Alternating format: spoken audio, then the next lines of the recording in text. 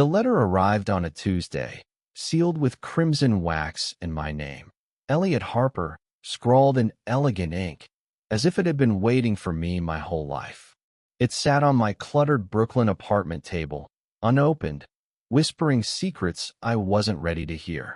By nightfall, I tore it open, and my world shattered. I was bound by a marriage contract, signed by my late father, to a man I'd never met. I was 28, a graphic designer scraping by in Williamsburg, my life a mosaic of late-night coffee runs and fleeting hookups. I'd always known I was gay, but love?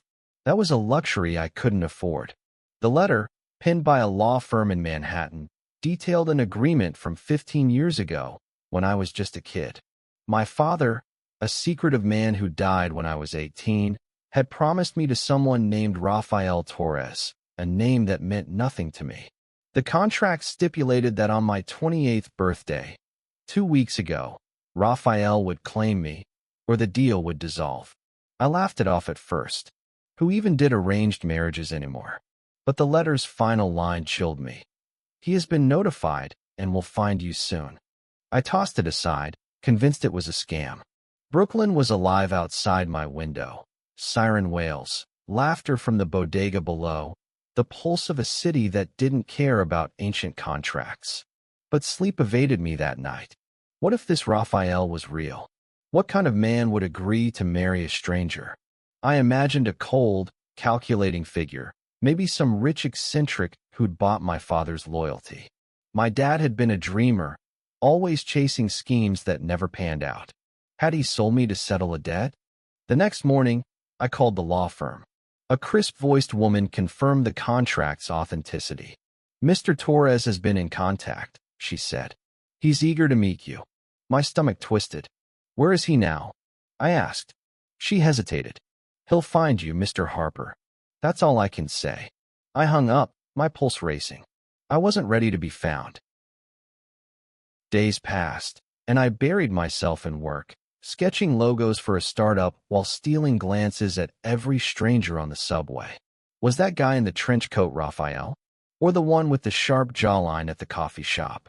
Paranoia crept in, but so did curiosity. I Googled Rafael Torres, but the name was too common. Pages of unrelated profiles, none offering clues. My friends, when I confided in them, thought I was losing it. "Elliot, you're not some mail-order bride." My best friend, Mia, teased over beers at a dive bar. This is 2025, not medieval times. I forced a laugh, but the letter's weight lingered. A week later, I was sketching in McCarran Park, the autumn air crisp, when I felt eyes on me. I looked up, and there he was, leaning against a tree, watching me. He was maybe 29, Hispanic, with tousled dark hair and deep brown eyes that seemed to see through me. His leather jacket hugged broad shoulders, and his stance was confident, almost possessive. My heart skipped. Was this him? Elliot Harper? His voice was low, warm, with a faint accent I couldn't place. I nodded, unable to speak. He stepped closer, his gaze never leaving mine. "I'm Rafael Torres. I believe you've been expecting me."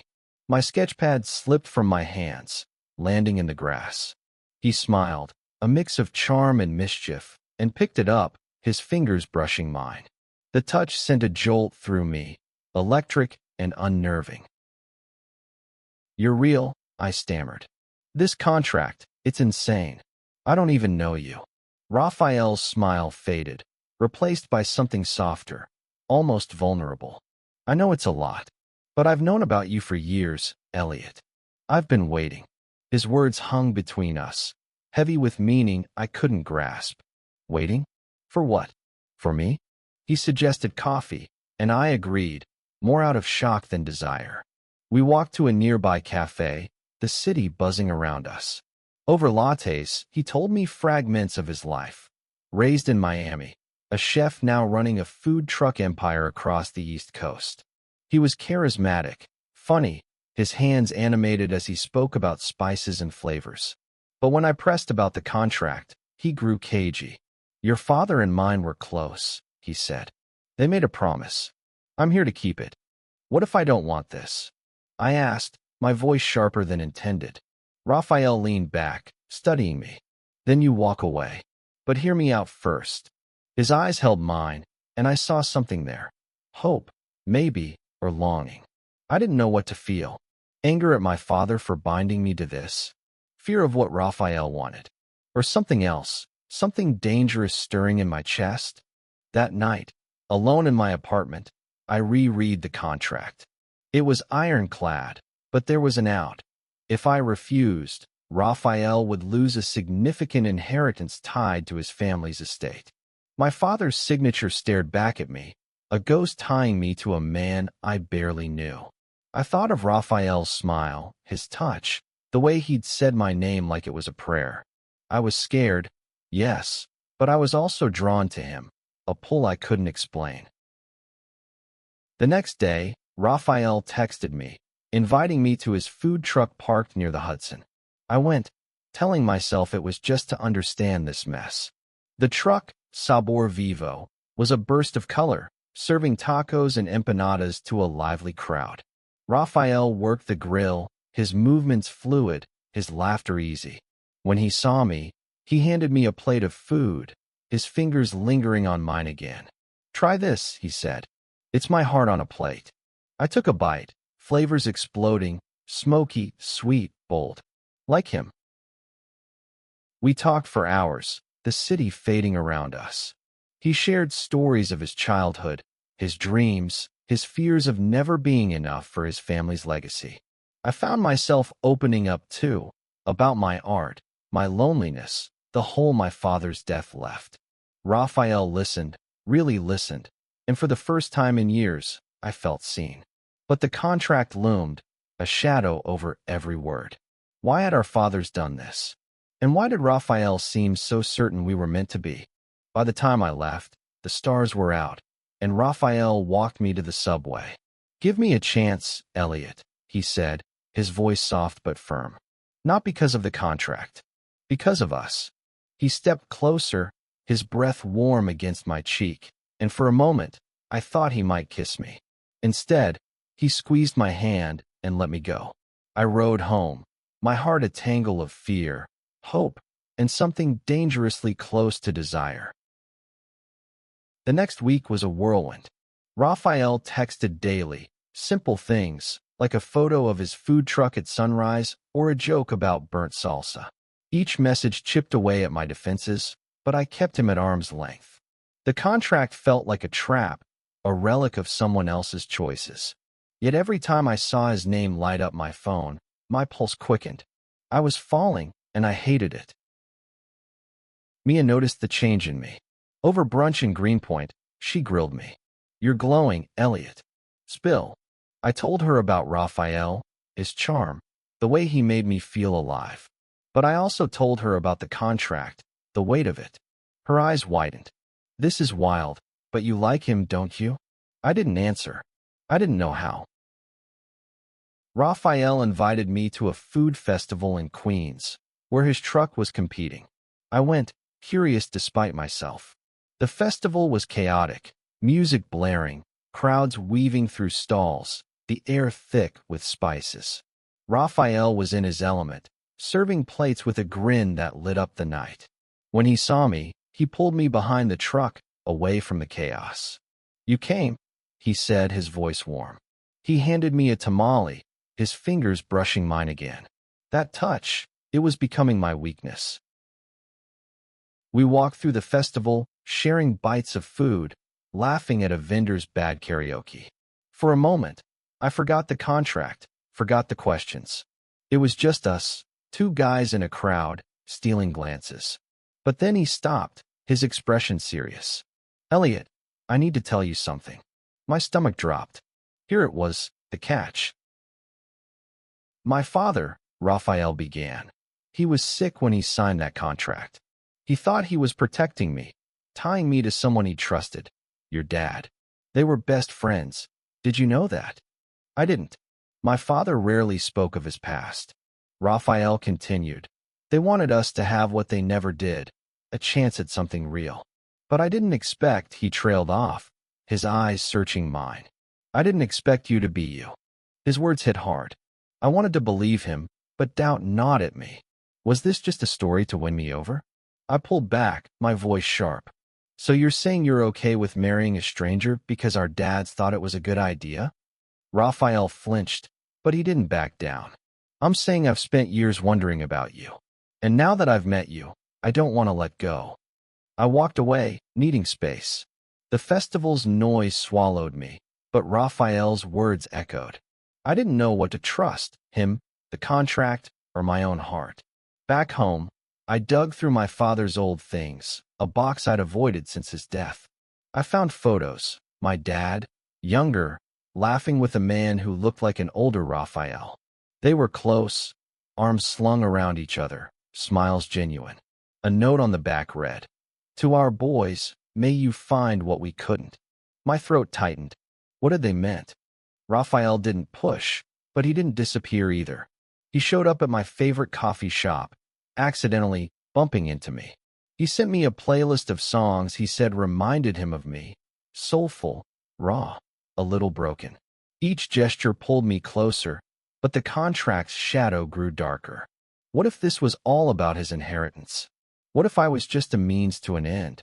Then came the night that changed everything. Raphael invited me to a rooftop party in Manhattan, hosted by his cousin, Sophia. I went, telling myself it was just curiosity. The rooftop was stunning. String lights, jazz floating through the air, the skyline glittering. Raphael introduced me to Sophia, a fierce woman with a quick laugh, who pulled me aside. "He's crazy about you," she whispered. "Don't break his heart." I didn't know what to say. Was this real, or was I being played? As the night wore on, Raphael found me by the edge, looking out at the city. "You're quiet," he said. I turned to him, my frustration spilling over. "I don't know what you want, Raphael. Is this about the contract? The money? Or me?" His face fell, and for the first time, I saw hurt in his eyes. "It's you, Elliot. It's always been you." Before I could respond, he cupped my face and kissed me. The world stopped. His lips were warm, urgent, tasting faintly of lime and tequila. I kissed him back, my hands finding his jacket, pulling him closer. The city faded, the contract faded, and for that moment, it was just us. When we pulled apart, his eyes were bright, his voice steady. "I don't care about the money. I care about you." I believed him. God help me, I did. That kiss broke something in me. Fear, maybe, or the walls I'd built around my heart. Raphael and I started seeing each other, not as contract-bound strangers, but as two people stumbling towards something real. We spent nights walking the High Line, sharing dreams under the stars. He cooked for me in his tiny apartment, his hands steady as he chopped onions, his laughter filling the room. I sketched him while he worked, capturing the curve of his jaw, the intensity in his eyes. I was falling hard, and it terrified me. But the contract wouldn't let us forget. Raphael's family lawyer called, pressing for a decision. If we didn't marry by the deadline, 3 weeks away, Raphael would lose his inheritance, a trust fund tied to his father's estate. Millions, apparently. I asked him why it mattered. "It's not the money," he said, his voice low. "It's what it represents, my dad's belief in me. If I lose it, I lose him." I understood, but it didn't ease the pressure. Every moment with Raphael felt like a countdown. Then came the bombshell. Mia, digging online, found an article about Raphael's family. His father had been a real estate mogul, but there were rumors of shady deals, debts unpaid. Was the contract tied to that? I confronted Raphael, my trust wavering. "Is this about your dad's debts? Did he owe mine something?" Raphael's face darkened. "No, my father loved yours. They made this deal because they believed in us, not because of money." But doubt lingered, a poison in my veins. We fought, our first real fight, in his food truck after hours. I accused him of hiding things. He accused me of not trusting him. "I'm bearing my soul to you, Elliot," he shouted, his voice raw. "What more do you want?" I didn't have an answer. I left, the door slamming behind me, the night air cold against my skin. For days, we didn't speak. I buried myself in work, but every sketch turned into his face, his eyes, his hurt. Mia dragged me to a bar to clear my head, but it didn't help. I missed him, missed the way he made me feel like I was enough. Then, one night, he showed up at my apartment, soaked from the rain. "I can't do this without you," he said, his voice breaking. "Contract or no contract, I want you." I let him in, and we talked until dawn, about our fears, our pasts, the weight of our father's choices. He told me about his dad's illness, how it shaped his life, how the contract was his father's last wish. I told him about my dad's silence, the questions he left behind. We didn't solve everything, but we found each other again. The deadline loomed closer, and Raphael's family got involved. His mother, Elena, flew in from Miami, a formidable woman with sharp eyes. She invited me to dinner at a fancy restaurant in Midtown. I went, nervous, expecting judgment. Instead, she was warm, her accent thick as she shared stories of Raphael's childhood. "He's always been stubborn," she said, smiling. "But he's never looked at anyone the way he looks at you." Her words hit deep, but she also warned me. The contract isn't just about love. It's about legacy. If you say no, Raphael loses everything.